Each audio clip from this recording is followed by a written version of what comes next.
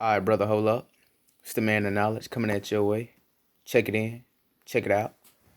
Peace. Yep, I'm back, brothers. Um, how y'all liking them playoffs? Now, it's been a lot of shit going on, brother. But the man of knowledge has returned. You can see that caption. It says, "Are the Clippers clipping again?" Well, we'll get into that later on. Right now, I'm missing multiple videos. You can expect a lot of sport content later. I'm gonna touch on both NBA and NFL, but I want to get into the Houston Rockets situation with Mike D'Antoni. As you can see, this title was called Houston, we are about to get rid of the problem. Mike D'Antoni allegedly or ostensibly made his announcement and made a little remark saying that he will not return to the Rockets coach as the Rockets head coach. Let's find out some more information. Let's go ahead and dive into it. Check it out. As Houston, Mike D'Antoni informed the Rockets. First things first.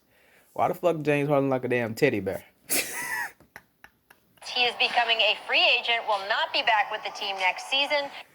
Russ is like a damn woman, man. Brother is extremely talented, but ain't he like a damn woman? All this nigga do is put your Ninja Turtle ass down. Just completed the final year of his contract. Here's the statement that D'Antoni gave to ESPN. What he do over there on the sideline? Wave Mike D'Antoni goodbye? Yesterday, quote, "It is with tremendous sadness and gratitude that my wife Laurel and I announce our incredible journey in Houston has ended for now, and that we'll be moving on to a new chapter. Today, New chapter? Nigga, you might as well close the book. a Houston native. Is this what you were expecting?" I'm really conflicted, Rach and Brian. This is 2 years past due. After the 2018 situation, yeah, it was already over with then. To be honest, because I'm like, I'm is sorry. it possible in real? I'm sorry, not 2018, 19, because when they couldn't beat the Golden State Warriors in 2019 Western semifinals. They lost within 6 games without KD. Now, go back to the 2018 season when Houston Rockets had the best record in the West. Not just the West, the whole league. They were 65-17. Okay? Chris Paul, James Harden, Clint Capella, Trevor Ariza, Eric Gordon, PJ Tucker, etc. And that Mambute guy.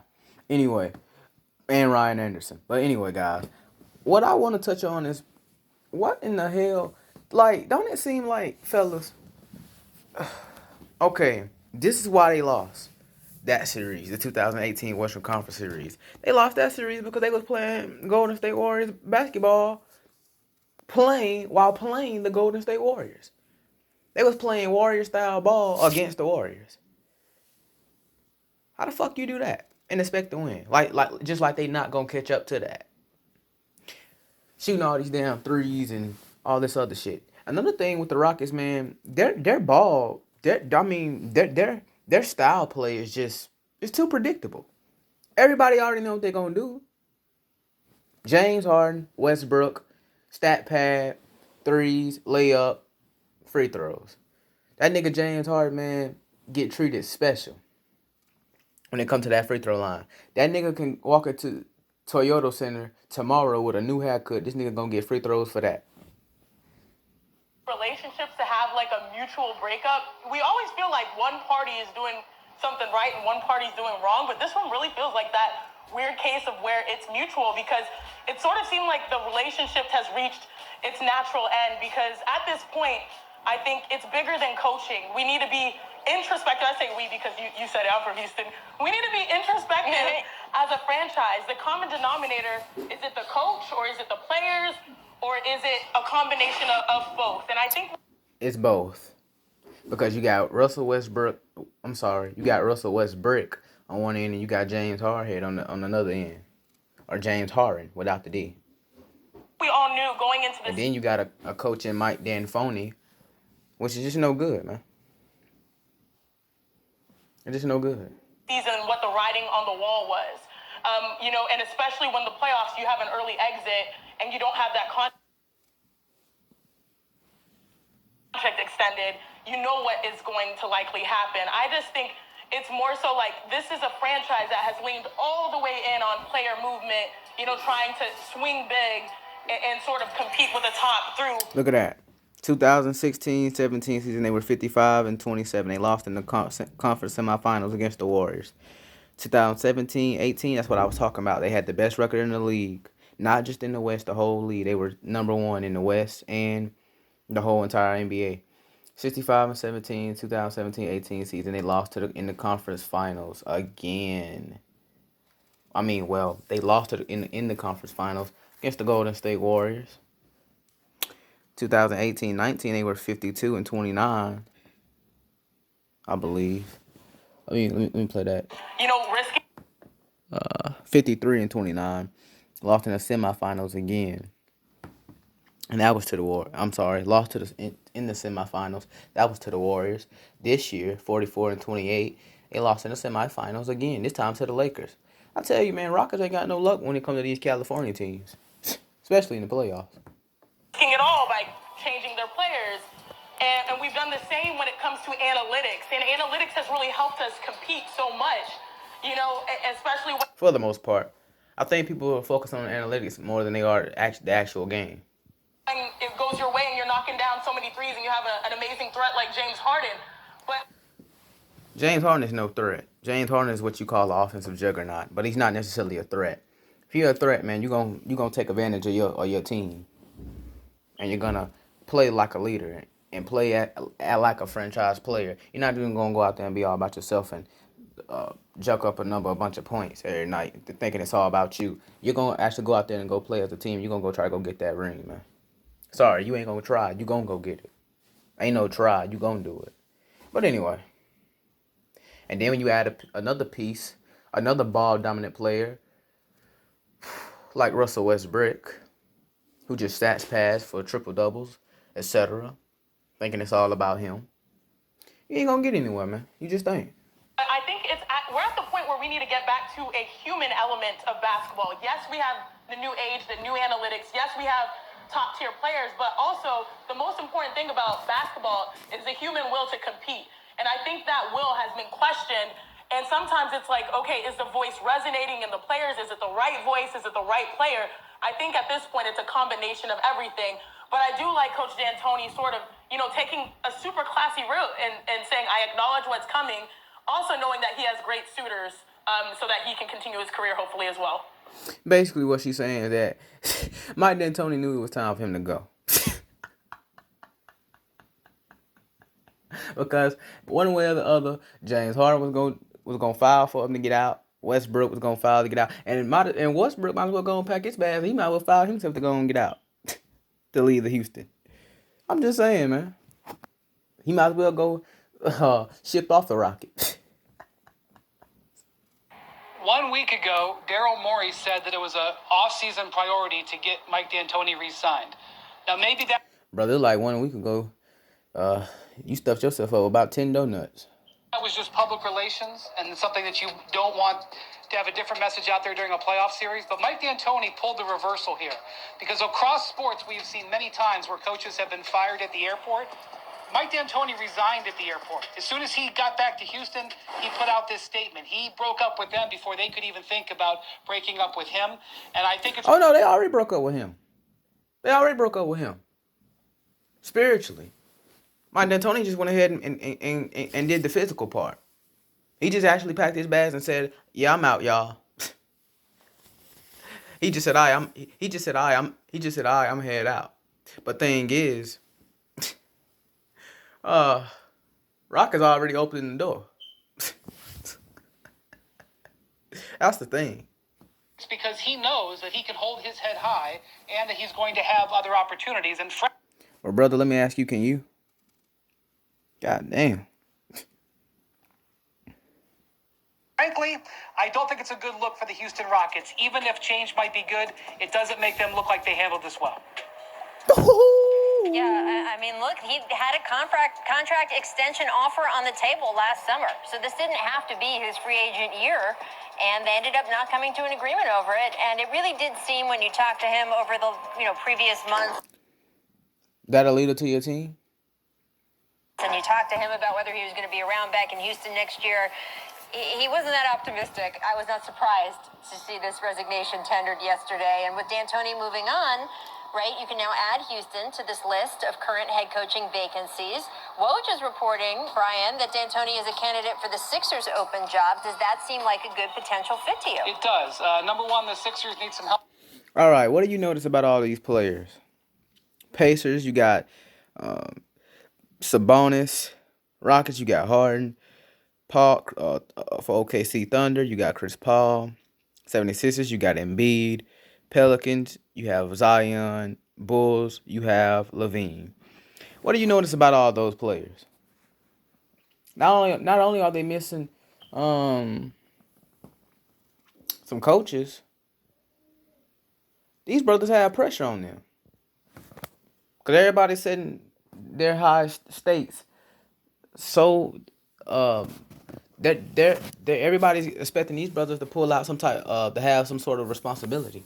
All the responsibility and pressure for their team to win a championship or even be seen as a legitimate real threat to be taken serious in the league as a team, as a unit. It's all on these brothers. Zion Williamson for the Pelicans, he still got some years to go. Brother just turned 20 or 21 or something. Harden, Embiid, look, I doubt it. Chris Paul, he gonna stay CP0, James Harden, Sabonis. Typically those two. I'm sorry. Typically Harden, Williamson, and Paul. And you can actually give it to Embiid too. Embiid is way much more high pressure than Williamson is, in my opinion. Because Embiid has all these high standards. He has high expectations, just like Harden and CP3. Right? And Williamson, but he's like doing his first year in the league, second year. I mean, so you really can't, knock out Williamson, but they're already pushing him to that point. Like that's what most of them do, especially when these rookies come in and they play ball. They act like the first game that these brothers play determines their whole entire career. Oh, he already a bust, or some shit like that. But anyway. Help offensively to figure out how to get those guys to play together. Although it's the exact inverse of what he's having in Houston. Go from the fastest, smallest team to the biggest, slowest team. He has connections there.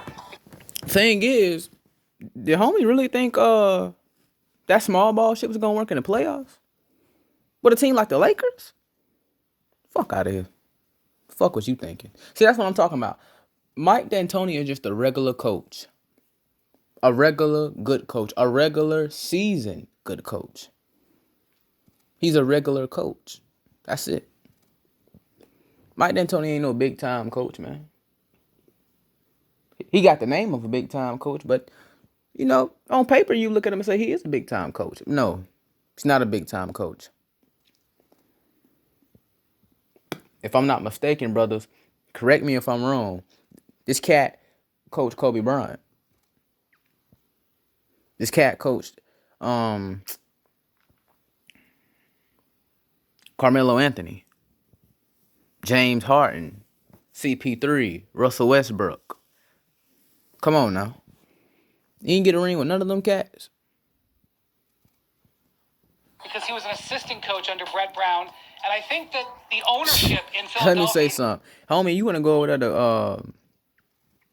to Philadelphia, the coach? You might as well go ahead and don't even expect no changes for Philadelphia. Philadelphia, you know what? Speaking of 76ers, I've been wanting to do a video on these brothers for so long. And I'm going to say this. I don't give a fuck if you're a 76ers fan watching this or not. 76ers will never reach their full potential. Not as long as Embiid and, what's his name over there? Ben Simmons Embiid and Simmons, long as they're a duo, them cats ain't gonna never reach their full potential, man.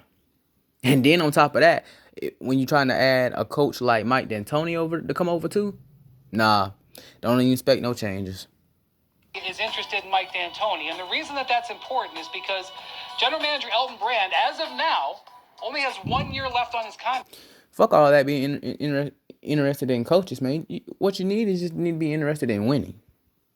Now that could change, but if that's the case, then really the ownership is going to have a say in the hiring, and I think that bodes well for D'Antoni in Philly. We'll see how it plays out. And it's interesting, Brian. It's interesting you make the obvious point is that you're going from small, but we've even dubbed it micro ball, to like literally large players only, big boys only. And so if you're looking to maximize offense, then he's your guy. I just think also it's going to be interesting because you're leaving a situation where these guys are already, developed in Houston with James Harden and the plethora of shooters. And we all know Russ, we hope he improves, but we sort of know where his game stands realistically. Now you're going to a situation where now your task is to develop young stars and also, most importantly, teach those young stars that they can't act bigger than the franchise because you haven't proven anything yet. So I think it works offensively. I'm interested to see Facts. how the players would respond to him. But I do think that they look at Houston and look at a team that has found some moderate success, and they could probably learn a lot if, the transition happens. Fuck all that moderate success. Houston Rockets done had multiple chances to have complete success. And the fact that they haven't had it, it's just a fucking waste of time. Fascinated about how this musical chairs is going to go this offseason. I don't remember this many coaching openings with teams that are good, right? You have coaching openings. Musical chairs, more like Wheel of Fortune. Every year of teams that are kind of a disaster and all they can think about to do is change the coach because, we can't, attract free agents or we only have so many draft picks. These are a lot of openings in cities with teams with a lot of talent. I think it is going to be fascinating. Allegedly. To see who fills and who gets which job. And Brian, it's Daryl Morey's birthday today, so happy birthday to Daryl. And he is someone, of course, who you and I both like. Happy birthday, Daryl. So much personally. But what do you think of his job security in Houston right now? Well, the Houston Rockets for the last 3 years have Homie finna get on a fucking rocket and ship off. gone downhill. 2 years ago, they were in the conference finals. Exactly. That's the point I was just making before this video, or early part of the video. Almost in the finals had Chris Paul not gotten hurt. Last year eliminated. I'm blaming on Chris Paul getting hurt. Because you had another year on top of that without the Golden State Warriors monster, arguably best player, KD. So I want to hear that shit. In the second round against the Warriors. I'll admit, it was an excuse at first. I'm pretty sure everybody knows that. It was an excuse at first, but no, let it go now. A great opponent, but Durant got hurt in that series. They couldn't take advantage of it. Problem with CP3, man, is this nigga always get hurt when his team needs him the most. But I tell you one thing, he did a good job of proving that argument wrong. He did good at fighting against that argument this season. Round one playoffs against the Rockets, that was pretty close. Rockets shouldn't even have won that series, to tell you the damn truth. Just to tell you the truth. This year, they go all in with this roster and they go out 4-1, and they've won fewer games each season. They're not trending in the right direction. Exactly. Your diet ain't in the right direction, but exactly. So there's always going to be pressure on the general manager, whether it's his fault. I'm pretty sure it's pressure on you everywhere. Your damn heart, your bedroom, your bathroom, your toilet, your car. Fuck. Or not. And that's a situation that is developing in Houston. All right, well, we'll keep an eye on that. In the meantime, Daryl, enjoy your birthday.